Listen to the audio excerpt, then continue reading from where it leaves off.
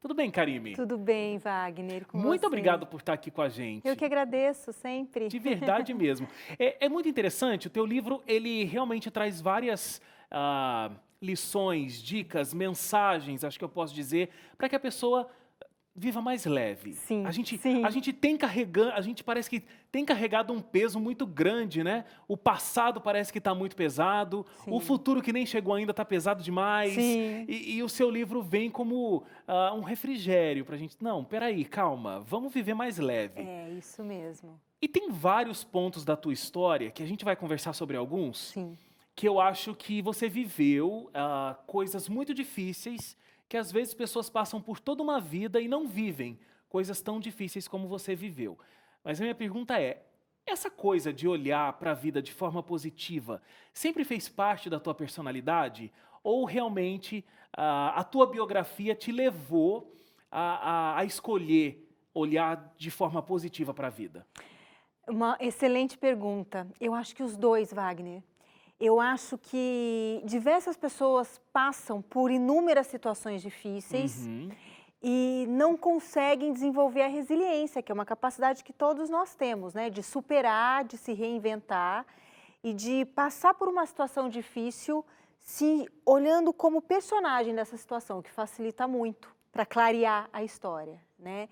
Eu acho que eu já tinha essa característica e eu acho que a cada situação difícil da minha história que eu fui vivendo, essa característica foi se reforçando e se apresentando melhor a cada situação. Então, eu acredito que seja os dois, tá? Porque é essa coisa mesmo, aquela história do copo, né? Meio copo. Então, tem as pessoas que vão olhar para o copo e vão falar: esse copo tá vazio, ó, tem só meio copo de água. E outras pessoas que vão olhar: olha, tem meio copo de água. A maioria das pessoas hoje está bem condicionada a ver sempre tem pouca água, É. né? Porque o tempo todo nós somos enredados por notícias, por histórias, por muitos conteúdos que só propagam o medo, a dor, a insegurança, coisas negativas. Então, a gente está com o nosso padrão mental muito impregnado de negatividade, Uhum. né? Todos os dias, a maioria das pessoas está acordando com medo do que possa acontecer. E, na verdade, nós precisamos trabalhar, olhar para isso e acordar todos os dias com gratidão ao que nós já temos e sempre esperando que a vida seja cada vez melhor, porque isso parte de dentro de nós. Eu posso mudar a minha visão de um copo com pouca água para muita água. E o papel do livro é esse, mostrar que a nossa perspectiva sobre algo difícil é que está tornando essa coisa pesada para a gente mesmo.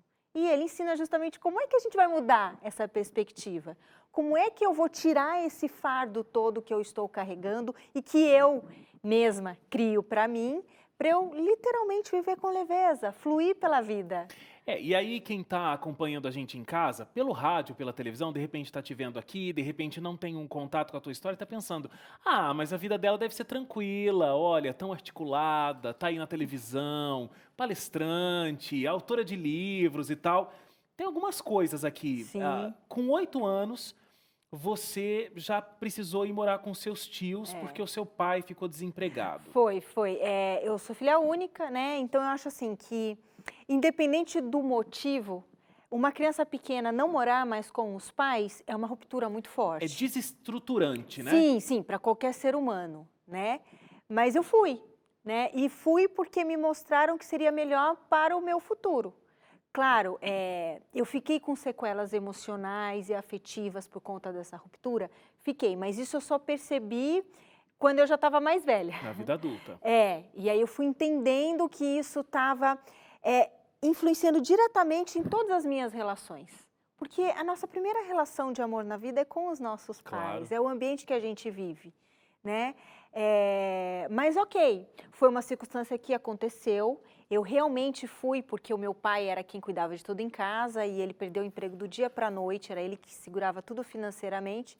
E eu fui com os meus tios para uma proposta de um futuro economicamente melhor. Então, eu pude estudar em uma universidade muito boa, eu aprendi a falar outras línguas, aprendi a tocar instrumento musical, que eu não era minha, porque senão sem o braço, né? Aliás, quem está me ouvindo não está vendo, e quem está me vendo talvez possa perceber que isso aqui não é um braço de verdade, isso aqui é uma prótese, né? Porque eu fiquei amputada, que é onde você vai chegar agora, Não, mas né? podemos falar, não tem problema. Eu acho que foi muito importante você falar, quem está me ouvindo, né, acredita que está tudo bem. Eu perdi o braço direito, né, que como você bem abriu o programa, foi quando algo inusitado aconteceu e um sonho se realizou. Então, quem aqui vai imaginar que você perdendo um braço inteiro, seu braço direito, eu sendo destra, isso pode melhorar a minha vida? E tem um fato que quando você porque foi um acidente de carro, Foi um né? acidente de ônibus. De ônibus, e aí você estava na estrada de Florianópolis, né? São Paulo, Floripa. Na Regis Bittencourt. Regis Bittencourt. E aí você sofreu esse acidente, e quando você acordou no hospital e você percebeu que você só tinha um braço, você deu um beijo na sua mão que tinha sobrado. Primeira coisa que eu fiz, pegando de novo o seu exemplo do copo, eu olhei que o copo estava cheio. Porque entre mortos e feridos, e com todas as sequelas que eu tive, estar viva em primeiro lugar e com um braço ainda, era demais para mim. Então eu não podia olhar para a perda. Eu olhei realmente para o ganho, para a vantagem que eu tive de estar viva em primeiro lugar e de ter um braço esquerdo que dali para frente seria o meu grande companheiro. Você se lembra do acidente? Eu lembro de flashes, porque esse acidente ele foi nas vésperas do Réveillon de 2012, né? E era uma viagem noturna, num ônibus de 2 andares, então eu entrei, pus o cinto de segurança e apaguei. Eu lembro de flashes de alguém dizendo assim, calma moça que a gente vai te tirar daí. Eu via que meu braço direito estava eu estava caída no chão, era um flash, estava tudo revirado dentro do ônibus, e eu via que meu braço direito estava muito torto dentro de um moletom que eu estava usando. Então eu dizia, cuidado para me removerem, porque eu devo estar com fratura exposta no braço direito. Eu não sabia. E você não lembra de dor nesse momento? Olha, realmente existe essa força magnífica, né, da vida, de Deus, o que for, né, que venha, e que não nos permite sentir dor, porque assim, a pancada foi muito grande, né, não foi só o braço. Eu tive todo o couro cabeludo descolado, eu tive luxação na sexta e sétima vértebra, que hoje eu estou aqui movimentando meu pescoço porque eu tenho titânio emendando a minha coluna, e eu tive politraumatismo do lado direito, porque eu fiquei prensada na parte de frente do ônibus. Eu estava na primeira poltrona do andar de cima. Ok. Então, tudo fraturado e ainda houve uma perfuração no pulmão que me deu água no pulmão na ocasião. O que é um alto risco, né? Assim, as pessoas não sabiam se eu ia sobreviver. Então, eu acho que diante de tudo isso, você olhar e realmente agradecer pela vida estar ali pulsando em você, independente do que aconteceu, sempre tem que ser a nossa prioridade. Não, por que eu te perguntei isso sobre as suas lembranças Sim. e tudo mais? Porque eu acho que você acordar, perceber que realmente não tem mais um braço, nessa situação de hospital, não é a primeira reação da pessoa dar um beijo na mão que ficou. Você representa 0,00000 alguma coisa. Sim, sim. O principal, o que eu acho que é mais natural é ficar desesperado, completamente desesperado, porque você não tem mais um braço. Sim. Aliás, tem uma coisa muito curiosa, que assim, geralmente os hospitais que têm pacientes que sofreram uma amputação ou ficaram paraplégicos ou paraplégicos, né, num acidente, não tetraplégicos, porque daí não existiria necessidade. Eles chegam a amarrar o paciente na cama hospitalar, para quando ele voltar à consciência e perceber que ele está sem as pernas ou sem os braços ou não movimenta as pernas, ele não entrar em pânico e se debater e chegar até a sofrer outro acidente dentro do hospital, porque isso acontece, é isso que você está falando, né? E depois eu fiquei sabendo disso e eu tenho lembrança de que eu estava realmente com o meu braço Amarrado. direito amarrado, né? Mas logo que eu voltei assim, que já viram que eu estava bem, que eu tinha voltado à consciência, que eu já tinha absorvido o que aconteceu e que foi muito rápido ali, porque eu lembro que quando eu dei entrada no hospital, eu falava, doutor, por favor, salva o meu braço. Porque aí, do acidente até o trajeto do hospital onde eu fiquei segurando muito o meu braço e eu vi que eu não estava sentindo o braço. Eu só não queria acreditar que eu tinha perdido o braço, né? Então, eu cheguei a falar isso. Então, quando eu acordei, a primeira coisa que eu fui olhar foi para o lado direito. E eu perdi o braço todo, né? Eu fiquei só com o meu ombro. Então, em seguida, viram que eu estava bem, já me soltaram. E a primeira coisa que eu fiz, realmente, foi beijar a mão esquerda. E eu lembro que eu disse exatamente, você não fez nada até agora e agora é só com você. Agora é com você. É. Inclusive, a minha produção estava contando que assim, você não tem o menor problema de aparecer sem o braço. Eu só estou de prótese porque o meu neurologista disse que vai dar conta para mim se eu não usar mais a prótese.